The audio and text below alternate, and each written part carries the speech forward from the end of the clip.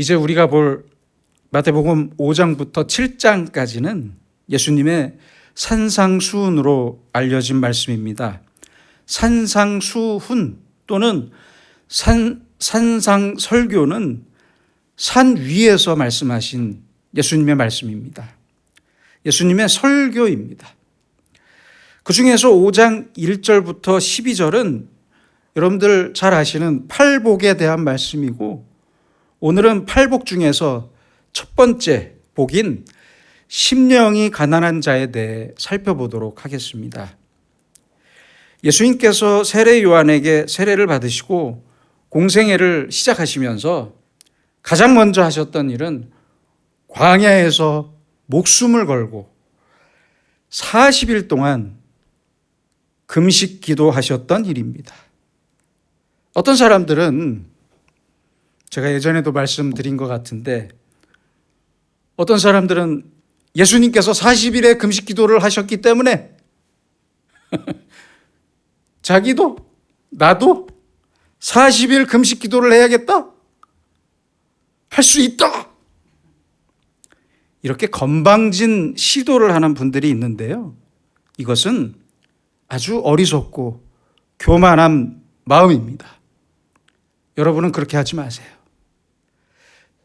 예수님께서 40일 하셨으면 우리는 3일이나 4일이면 족합니다. 그것만 해도 엄청난 거예요.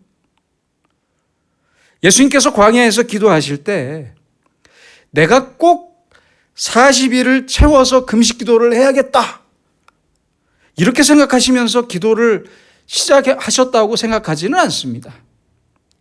어느 신학자도 그렇게 생각하지 않아요. 예수님께서는 아무도 없는 광야에서 그저 하나님과 단 둘만의 시간을 보내셨던 거예요. 그렇게 40일이 지나서 기도를 마치시고 시험을 받으셔야 했습니다. 이 시험을 통해서 앞으로의 복음 사역을 어떻게 진행해야 할지를 전체적으로 계획하셨습니다. 그리고 힘과 능력을 얻으셨습니다. 그러므로 광야에서의 기도와 시험의 사건은 모두 십자가를 향한 사건이었다고 생각합니다. 그러고 나서 회개하라, 천국이 가까이 왔느니라, 복음 사역을 시작하셨고, 그 복음 사역, 전도 사역은 지난 시간에 본 대로 복음을 가르치시고 전파하시고 백성들의 병과 약한 것을 고치신 것으로 그렇게 정리할 수 있습니다. 구약의 마지막 성경인 말라기로부터 마태복음 사이에는 400년의 시간이 있었고요. 그 400년 동안 선지자가 없었습니다. 선지자의 음성이 없었던 암흑의 시대가 400년 동안 이어져 왔고, 그 후에 세례 요한이 등장했고, 비로소 예수님께서 오셔서 복음을 전하셨습니다.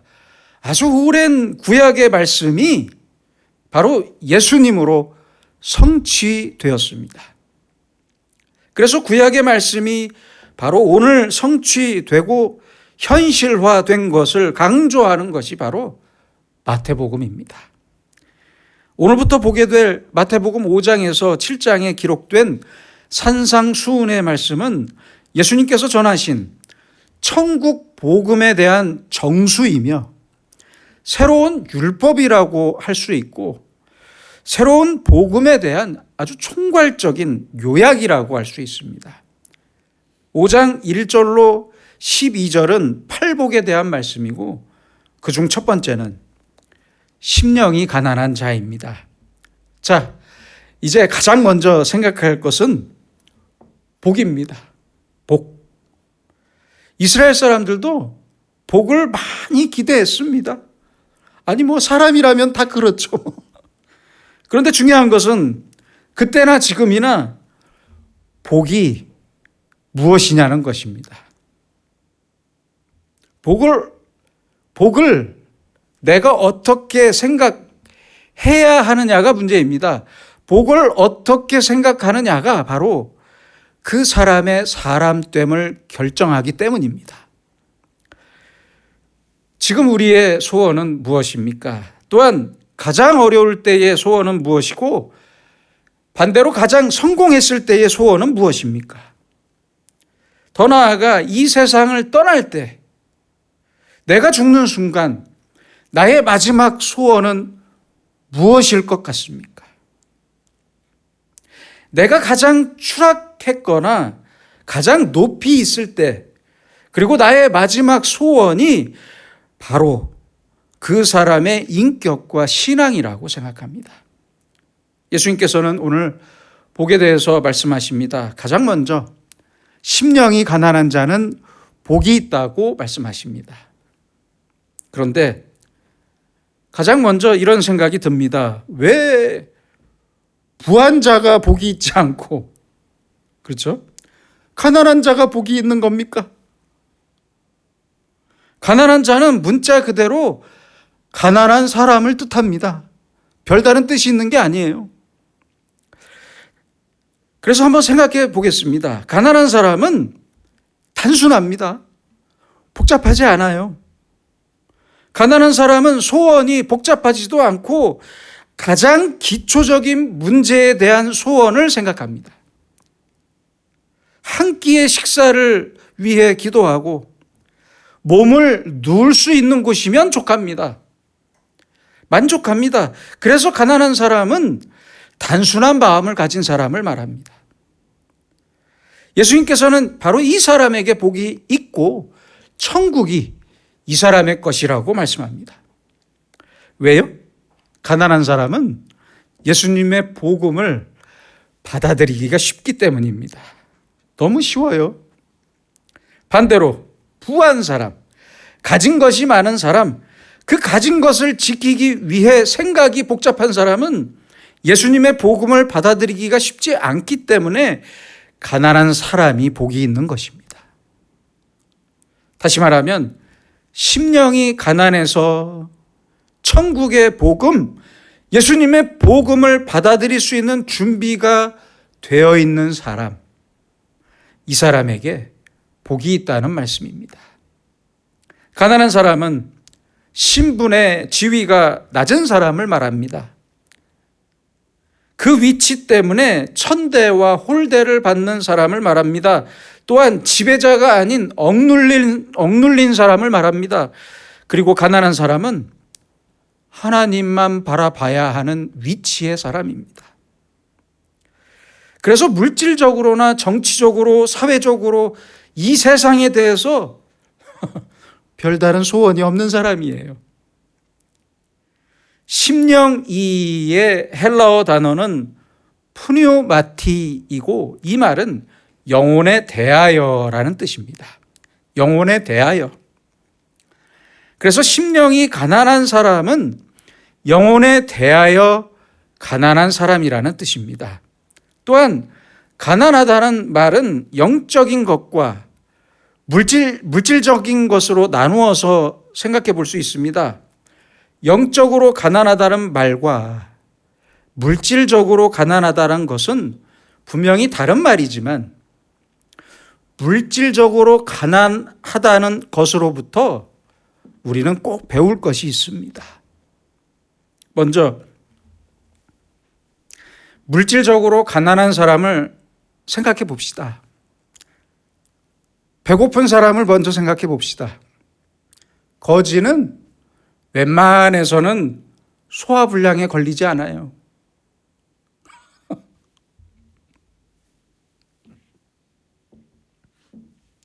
또한 거지는 무엇을 먹더라도 맛이 없는 게 없어요.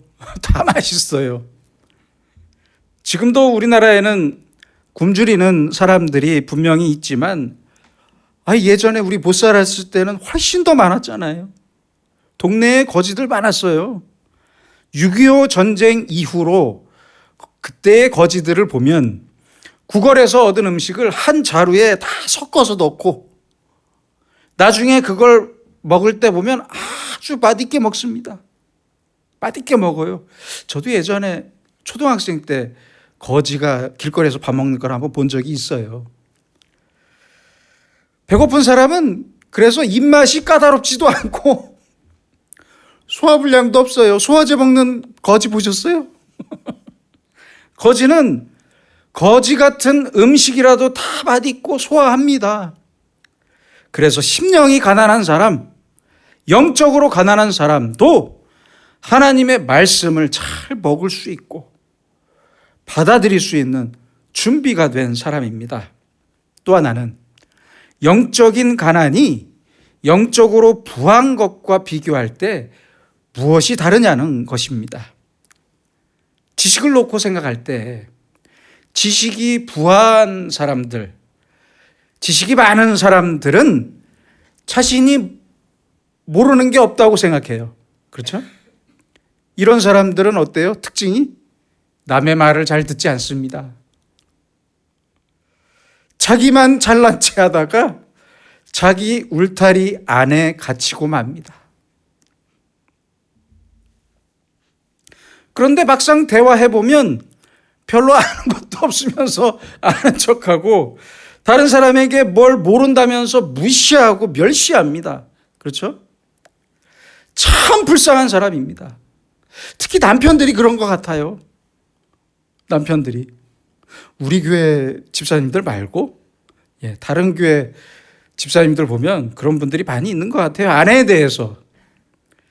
지식이 많든 적든 배웠든 못 배웠든 어떤 사람이든지 가리지 않고 모든 사람을 배우는 자세로 대하면서 배울 줄 아는 사람. 이 사람이 지식적으로 가난한 사람입니다. 하나라도 더 배우려는 마음으로 무슨 일이든지 누구를 만나든지 진지하고 겸손한 마음으로 대하는 사람입니다. 바로 이런 사람이 복된 사람입니다. 그래서 지식에 부한 사람보다 지식에 가난한 사람이 복된 사람이라고 할 수 있는 겁니다.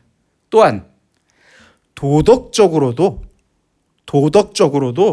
부한 사람과 가난한 사람이 있어요. 어떤 사람들은 자기가 도덕적으로 깨끗하고 도덕적으로 옳고 바른 사람이라고 생각해요. 저 사람보다 내가 훨씬 더 선하고 착한 사람이라고 생각해요. 그렇잖아요. 다른 사람들은 더럽고 옳지 못하다고 하면서 손가락질하고 가까이 하려고 하지 않습니다. 이 사람도 대단히 불행한 사람입니다. 그러나 도덕적으로 가난한 사람은 특징이 있어요. 어때요? 미안합니다. 죄송합니다.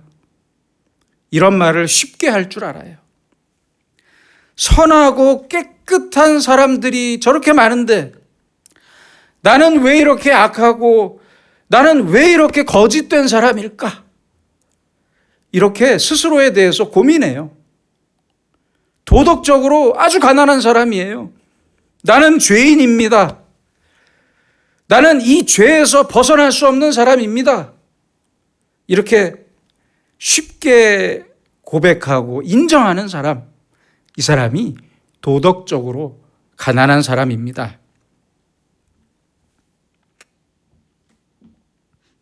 또 믿음에 대해서도 마찬가지입니다. 자기가 스스로 내 믿음이 부하다. 내 믿음이 아주 좋다. 이렇게 생각하는 사람은 죄송하지만 대단히 교만한 사람입니다.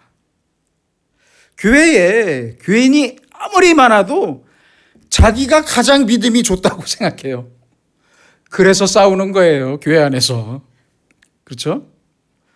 남들보다 교회에서 봉사도 많이 하고 성경도 가장 많이 알기 때문에 내가 영적으로 아주 높은 수준에 있다고 생각하는데 이 사람은 죄송하지만 교만한 사람이라니까요. 더 극단적인 사람들은 이렇게 말하기도 합니다. 제가 실제로 들었던 이야기입니다. 저는 이제 교회 안 나갈 겁니다. 교회 가봐야 교인들 수준도 떨어지고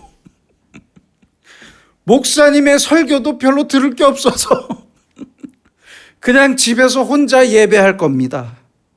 실제 있더라니까요. 아주 교만해요. 어느 교회의 목사님이 주일 예배만 나오는 교인에게 물었습니다. 시간이 되시면 구역 예배부터 참석을 해보시면 어떨까요? 그렇게 권할 수 있잖아요. 그러니까 그분이 하는 얘기가, 구역 예배 가면 뭐합니까? 할 일 없는 사람들이 모여서 쓸데없는 얘기만 하던데요. 목사님이 어이가 없었다고 합니다. 믿음에 대해서는 나를 따라올 사람이 없다, 이렇게 생각하며 교만한 사람은 하나님께서 그 사람을 낮추실 것입니다. 아주 무섭게 낮추실 거예요. 그래서 우리는 믿음에 대해서도 가난해야 합니다. 나는 왜 이렇게 믿음이 부족할까? 나는 왜 이 정도밖에 안 될까? 믿음에 있어서, 신앙생활에 있어서 하나님 앞에 겸손한 마음으로 신앙적 고민을 할 줄 아는 사람이, 그 사람이 영적으로 가난한 사람입니다. 또한 심령이 가난한 사람, 이 사람은 단순하면서도 나는 의의가 없는 사람이라는 사실을 하나님께 아주 쉽게 그리고 아주 솔직하게 고백할 수 있는 사람입니다. 자기 의의를 전부 내려놓고 자기의 의의를 완전히 포기한 사람입니다. 내 힘으로는 절대 의로울 수 없다는 사실을 깨끗이 날마다 인정하는 사람, 날마다 자기의 부끄러움을 고백하는 사람, 이 사람이 심령이 가난한 사람입니다. 자기 생각과 자기 마음과 인격과 생활에 대해서 늘 가난을 느끼며 부족함을 느끼며 고백하는 사람입니다. 이 사람이 복된 사람입니다. 왜요? 이렇게 심령이 가난한 사람은 언제나 하나님의 말씀을 잘 들을 수 있는 준비가 돼 있는 사람이거든요. 그러니 얼마나 복된 사람입니까? 오늘 예수님께서는 이렇게 심령이 가난한 사람에게 비약적인 복을 약속하셨습니다.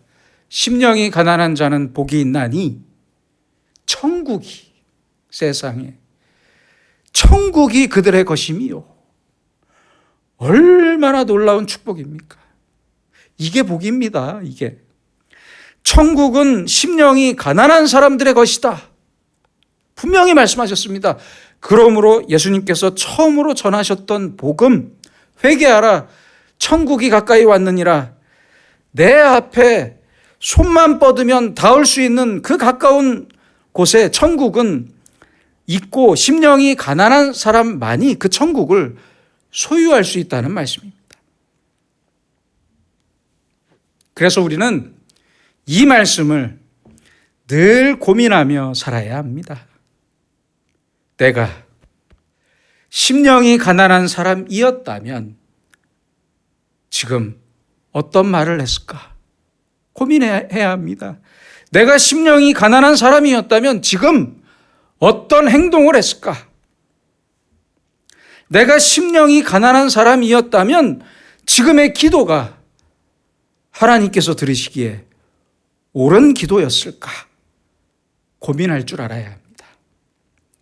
늘 고민해야 합니다. 그래서 언제나 내 마음의 가난을 꼭 지키고 유지할 수 있도록 나에게 묻고 노력해야 합니다.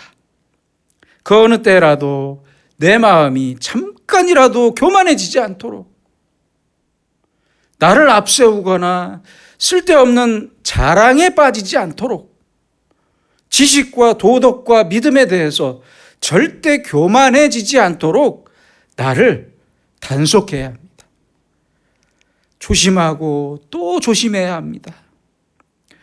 어떤 사람들은 자기가 오래 믿었다거나 봉사를 많이 한다고 자랑하는데요, 그것은 부한 마음이지 가난한 마음이 아닙니다.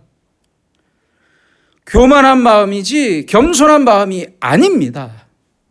그래서 우리는 나의 심령이 항상 가난한 상태, 내 영도 가난한 상태, 최고의 겸손을 내 신앙생활의 목적으로 두고 가난한 상태를 지키면서 유지할 수 있도록 최선을 다해야 합니다. 그래야만 오늘 예수님의 말씀처럼 우리가 천국을 소유할 수 있고 천국을 맛보면서 천국 안에서 살아갈 수 있습니다.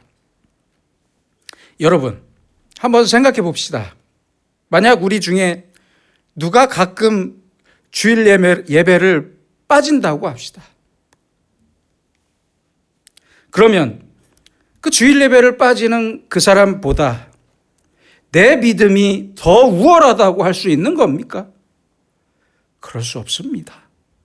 믿음은 그런 것이 아닙니다. 내가 저 사람보다 성경을 몇 번 더 읽었다고 합시다. 그러면 내가 저 사람보다 더 높은 신앙적 위치에 도달하고 있는 것입니까? 도달해 있는 것입니까? 아닙니다. 그렇다면 마태복음 20장 16절의 예수님 말씀인 나중된 자로서 먼저 되고 먼저 된 자로서 나중되리라, 이 말씀을 어떻게 해석해야 하는 것입니까? 그러기에 교만할 수 없습니다. 그 어떤 일에도 남과 비교하지 마시고 그 어떤 일에도 횟수와 정도를 자랑하지 마세요. 그래요, 열심히 예배를 드리고 봉사도 열심히 하고 성경 공부도 열심히 하죠. 그래야 합니다. 그러나 항상 가난한 마음으로 예배를 드리고 가난한 마음으로 봉사하고 성경을 읽으면서 공부해야 합니다. 어느 순간이라도 이만큼 했으면 괜찮고 다 이룬 것처럼 생각하기가 쉬운데요, 절대 그러시면 안 됩니다. 그게 문제란 말이에요. 나보다 못한 사람을 그래서 업신여기거나 멸시하면서 비교 우위에 빠지거나 교만에 빠지면 안 된다는 말씀입니다. 바로 그 말씀입니다. 우리는 항상 내 마음과 내 영을 가난하게 지켜야 합니다. 겸손하라는 말씀입니다. 최고의 겸손으로 지키라는 말씀입니다. 사실 심령과 마음이 가난한 사람은 복잡하지 않아요. 단순해요. 불순물이 별로 없잖아요. 그래서 그래요. 그래서 이런저런 복잡한 생각이 없어서 자유로울 수 있어요. 비어있는 그릇처럼 하나님의 말씀을 담을 곳이 많아요. 이 사람이 복이 있습니다. 스스로 교만한 사람은 자기 그릇에 담긴 게 많아서 하나님의 말씀을 담을 곳이 없고 이제 별로 담고 싶어 하지도 않아요. 불행한 사람입니다. 여러분, 예수님의 비유의 말씀 중에서 누가복음 15장의 탕자의 비유를 생각해 봅시다. 탕자의 마음은 가난한 마음이었어요. 탕자의 마음이 가난하지 않았다면 아마도 그는 아버지에게로 돌아오기 전에 제 개인적인 생각에는 자살을 선택했을 것입니다. 그렇잖아요. 탕자가 먹을 것이 없을 때 이런 생각을 했습니다. 내 아버지에게는 양식이 풍족한 품꾼이 얼마나 많은가. 이렇게 생각하면서 아버지를 만나 나를 품꾼의 하나로 보소서, 이렇게 말합니다. 탕자가 돌아온 이유는 아주 단순합니다. 배가 고파서 얻어먹기 위해서 돌아왔어요. 만약 탕자가 아직도 그 마음이 가난하지 못해서 자기 자존심만 앞세우면서 가난한 마음, 단순한 마음이 없었다면 절대 다시 돌아오지 않았을 것입니다. 탕자는 자기의 체면과 자존심을 다 내려놓고 교만한 마음을 싹 전부 지워버렸어요. 다 걷어내고 보니까 이제 남은 건 한 끼의 식사였습니다. 그렇잖아요. 다 내려놓고 보니까 아버지의 사랑이 보였습니다. 아버지의 집이 보였어요. 그래서 심령이 가난한 자가 천국을 가질 수 있는 것입니다. 여러분, 심령이 가난한 사람, 그 마음과 영이 가난한 사람, 그 사람에게 반드시 복이 있습니다. 천국이 그들의 것이기 때문입니다. 기도하겠습니다. 사랑의 주님, 주님께서는 가장 가난한 심령으로 우리를 사랑하셨고 가장 가난한 심령으로 이 땅에 오셔서 우리에게 무슨 말과 행동과 기도를 해야 하는지 가르쳐 주셨습니다. 이제부터 우리도 가난한 심령으로 살면서 나의 모든 교만을 버리고 겸손한 말과 행동과 생각과 믿음과 기도로서 주님의 복을 누리며 천국을 소유한 주님의 제자로 살게 하여 주시옵소서. 예수님의 이름으로 기도드립니다. 아멘.